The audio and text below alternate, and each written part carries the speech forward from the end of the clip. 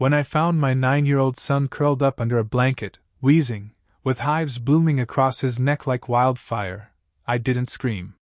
I didn't panic. I grabbed the EpiPen, jammed it into his thigh, and dialed 911 with the calm, automatic precision of a mother who's done this before. That was the 4th time this month. And the last time it should have happened. My son, Eli, was born with mast cell activation syndrome, a rare condition where his body overreacts to everyday environmental triggers. Dust, pollen, perfume, even the scent of new paint can cause anaphylactic shock. His immune system treats the world like a battlefield, and every breath he takes outside is a calculated risk. That's why we built the tent. Not just any tent. A medically approved, HEPA-sealed, UV-protected outdoor structure in our backyard. It looked like a small camping dome, but inside, it was Eli's safe haven. He could read, play, nap, even laugh outside, something he hadn't done in years. With filtered air and zero exposure, that tent was the one place he could just be a kid again. Until the HOA decided it was a violation. They called it an unsightly temporary structure. Said it made our lawn look cluttered. I called it my son's lifeline. I filed a request for medical exemption with all the necessary documentation, doctor's notes, certification, even the tent's specs. I added hazard signs, labeled it clearly, followed every single rule they had. All I needed was a signature from the board. Instead, I got silence. And then one day, I came home from work to find the tent gone. No note. No warning. Just flattened grass, scattered poles, and the distant sound of an HOA truck turning the corner. And somewhere inside our house, Eli had started to swell. That's when I stopped being a neighbor, and became a storm. Her name was Karen Delaney, but in our neighborhood, everyone just called her the architect. Not because she built anything, no, Karen tore things down. What she built was fear.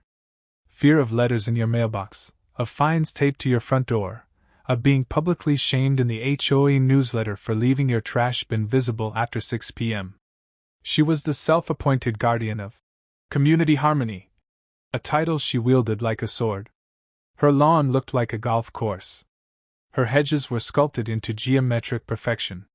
Her HOA memos read like military orders. Grass shall be no taller than 2.5 inches. No unauthorized garden gnomes. Approve exterior paint colors, beige, light beige, and beige gray. Karen's world was uniform, sterile, and utterly allergic to anything human. So, naturally, when she saw Eli's medical tent, barely visible from the sidewalk, tucked into the corner of our backyard, she saw not a child's safe space, but visual contamination. She left a notice in my mailbox. Handwritten. Signed with flair. Unapproved temporary structure in violation of HOA Code 7.12, no tents, canopies, or exterior enclosures shall remain in view for more than 24 hours. And then, underlined in red ink, impacts neighborhood aesthetics and may affect property values. I emailed back immediately. Attached Eli's diagnosis. The doctor's note. Photos of his hives from a recent reaction. A full list of allergen triggers. The model number of the tent. I even highlighted the part of the HOA bylaws that allows for medical exemptions. Her reply came 2 days later. Thank you for your concern. We'll review it at the next board meeting. In the meantime, please remove the structure by Friday. That was on a Wednesday. On Thursday, I called her. No answer. Left a voicemail. No response. And on Friday, I worked a double shift at the clinic. Came home to an empty backyard, and a child whose throat was closing. Karen didn't wait for the meeting. She made an executive decision. And my son paid the price. The sun was still high when I pulled into the driveway, tired, shoes squeaking from 12 hours on my feet at the clinic. I expected to see the soft silhouette of Eli's tent swaying gently in the breeze like always. But it was gone.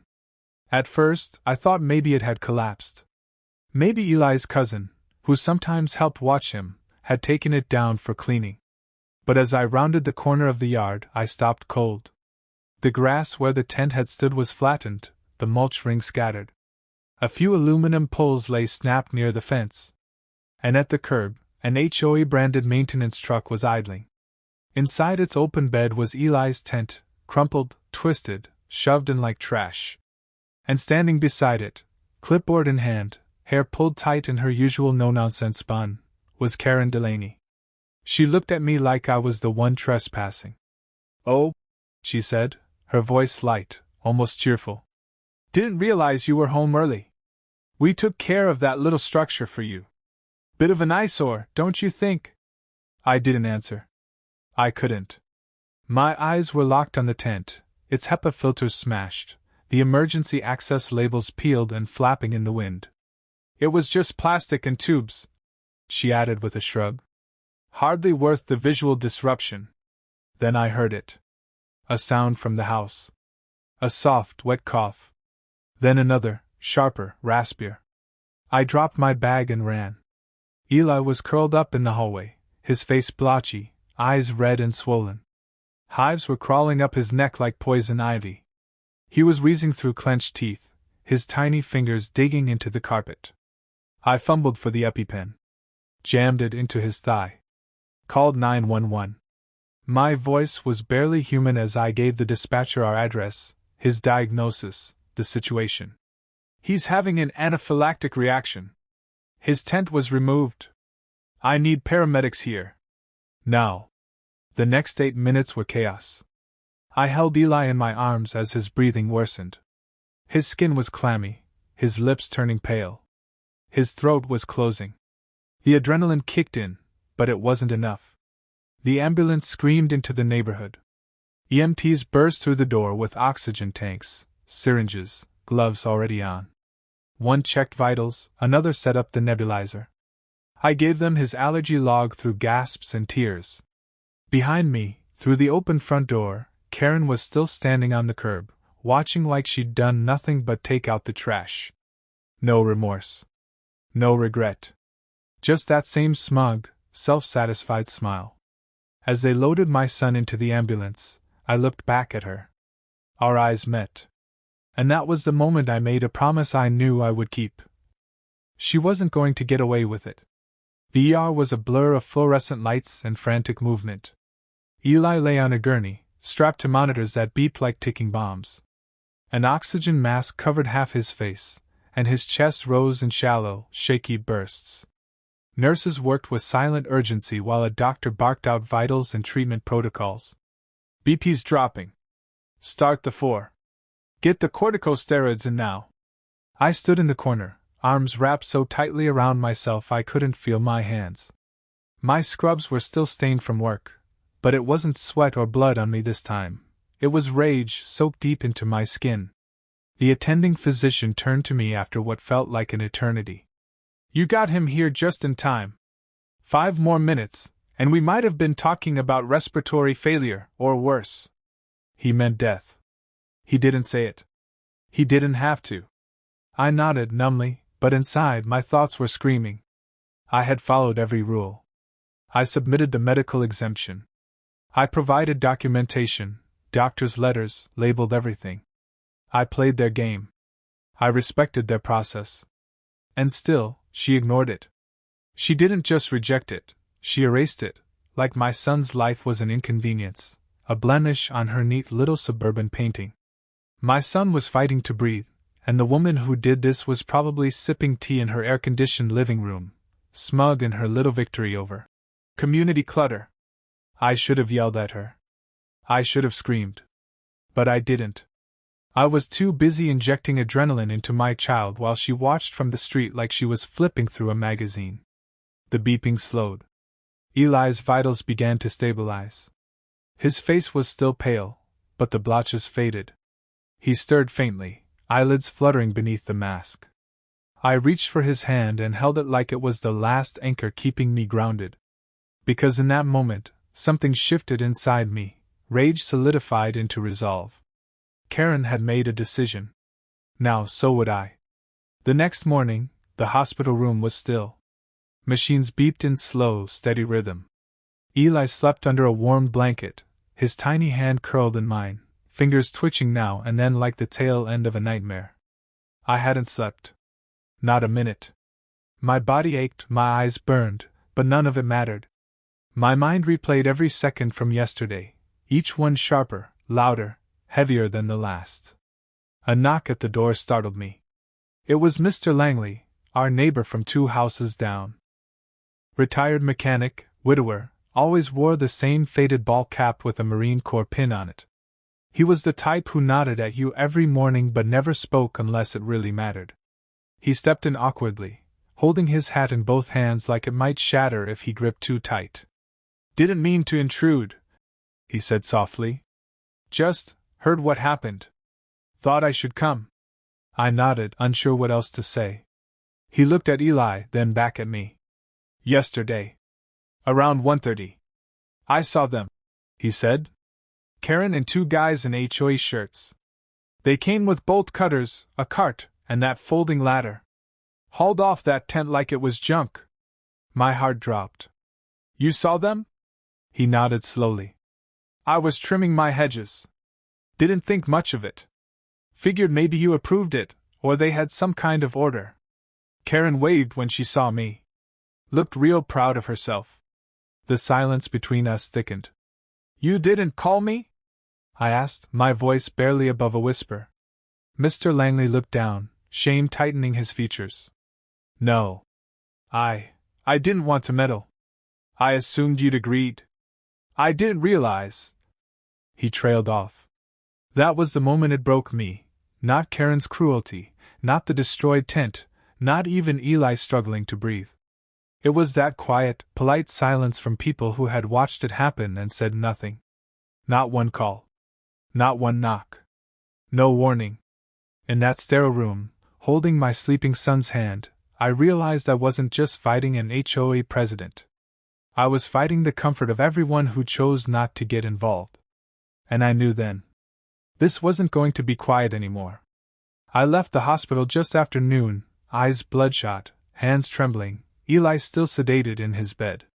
I didn't go home. I didn't shower. I didn't call my boss. I drove straight to the police station. At the front desk, I told the officer I needed to file a report. He raised an eyebrow when I said the name.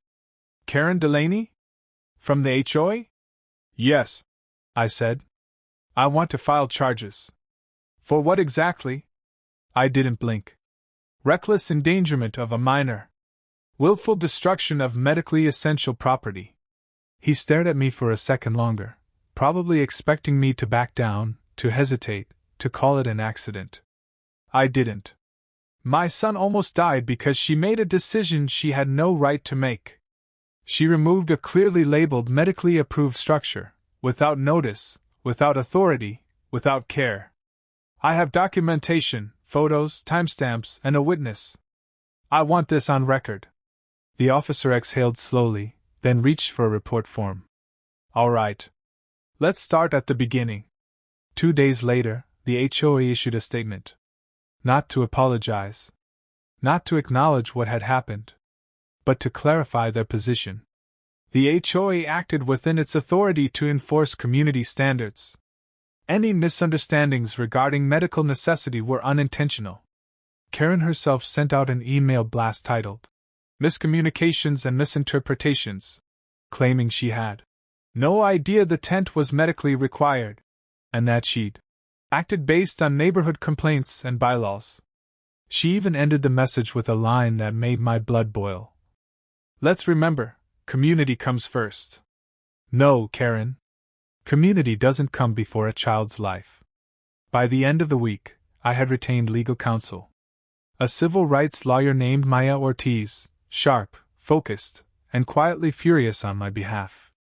She reviewed the footage from my doorbell cam, the medical exemption paperwork, the HOA's response, or lack thereof. She made a single statement after her initial review. "We're not just going after the HOA. We're going after her personally." The court filing went public 3 days later. My name. Eli's condition. The charges. It didn't take long for the headlines to follow. Mother sues HOA president after medical tent destroyed, child hospitalized. Karen tried to spin it, of course. She gave a stiff interview to the local news, sitting in front of her perfectly trimmed hedges, saying she was being unfairly targeted, and that this was all a tragic misunderstanding. But I wasn't interested in public opinion. I wanted accountability. And this time, I wasn't going to let her or anyone else brush my son's life aside like a cosmetic blemish on a lawn. The next HOA meeting was tense before it even began. Usually, they were dry affairs, attendance light, voices polite, and decisions rubber-stamped in under an hour. But not this time. Not after the lawsuit. Not after the story broke. The community clubhouse filled quickly. Neighbors who hadn't shown up in years took seats. A few avoided my gaze. Others whispered when I walked in. Karen stood at the front, framed by a PowerPoint slideshow titled, "Protecting Our Neighborhood, the Truth Behind the Incident." Her pearl necklace gleamed under the ceiling lights. Her blazer was navy, sharp-pressed. Her smile, tight as a noose. "Let me begin by saying how sorry I am that things were misunderstood," she said, voice smooth. "But we cannot allow emotion to erode the standards we've all worked so hard to uphold." A murmur rippled through the crowd. "If we make one exception for one medical tent, what's next? Pop-up sheds? RVs? Goats in backyards? There's a reason we have rules." She paused for effect. "We cannot have every resident doing whatever they please just because they feel entitled. This isn't chaos. It's a community." In the past, that line would have earned her nods and maybe even applause. This time? Silence. No one clapped. No one smiled. I caught Mr. Langley sitting 2 rows back. His arms were crossed, eyes hard. Mrs. Chin, who once praised Karen's dedication, was now whispering to her husband with furrowed brows. The spell was breaking. Karen's voice faltered when she noticed it. Her eyes flicked across the room like a performer losing her audience. The pause lasted a second too long. Then someone cleared their throat loudly. And someone else muttered, "This isn't what I signed up for." The foundation beneath her, polished and pristine, had started to crack. She just didn't realize how deep the fault lines ran. The courtroom was silent, almost reverent, as the bailiff dimmed the lights and the screen flickered to life. The prosecutor didn't speak. He didn't need to. The video began with a timestamp, Thursday, 1:36 p.m. The view was grainy but clear, angled from a neighbor's security camera 2 houses down. The shot showed the back portion of my yard, partially obscured by a privacy fence. But it captured everything. Karen appeared first. Wearing a visor and gardening gloves. Clipboard in hand. She wasn't alone. 2 men in HOA polos followed behind, pushing a collapsible dolly. They moved with purpose. Karen pointed toward the tent, then directly at the bright red label affixed to its side. "Medical structure, do not remove, authorized use by Dr. Miles, pediatric immunologist." One of the men hesitated. Karen waved him forward. He stepped over the mulch ring. Pulled out bolt cutters. The sound of the cut wasn't audible, but the visual was unmistakable. The cable securing the base of the tent snapped free. Karen stepped closer.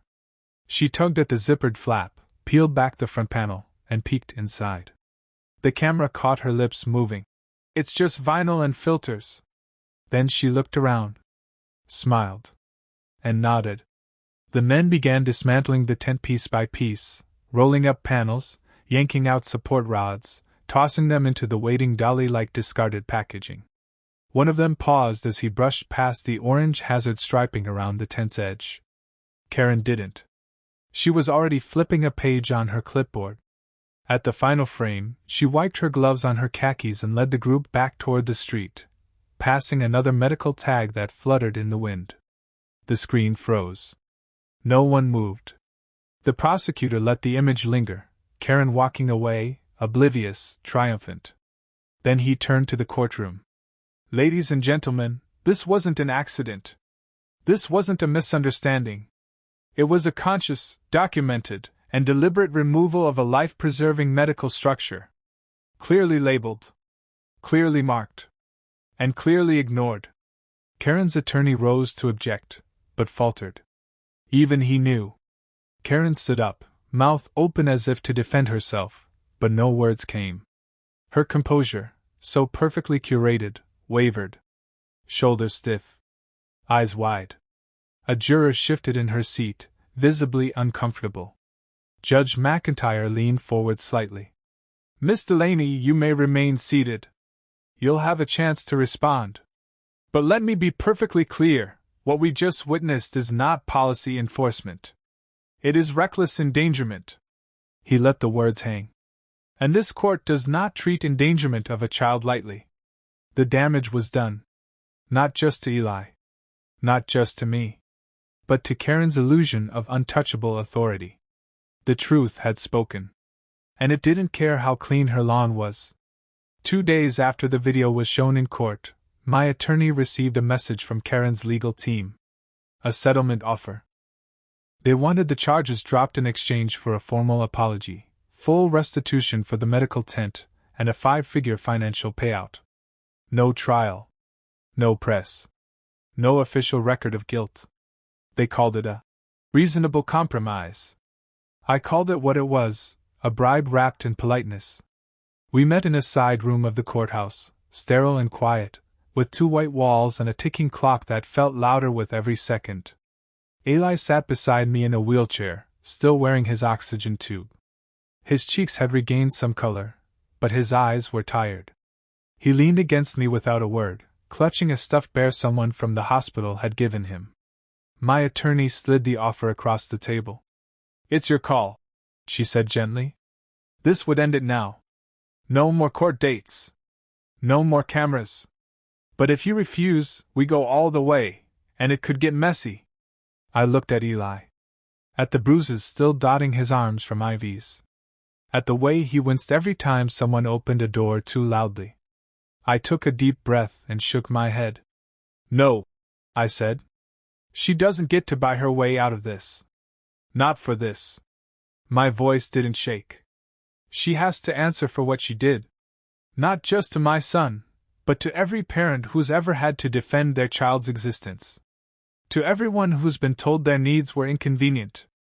I pushed the paper back across the table. We're going to trial. The verdict came on a gray Tuesday morning. The courtroom was full, every bench occupied, every aisle lined with quiet onlookers. Parents. Teachers. Healthcare workers. Some held photos of their own children with medical conditions. Others simply watched with folded arms, their expressions sharp and expectant.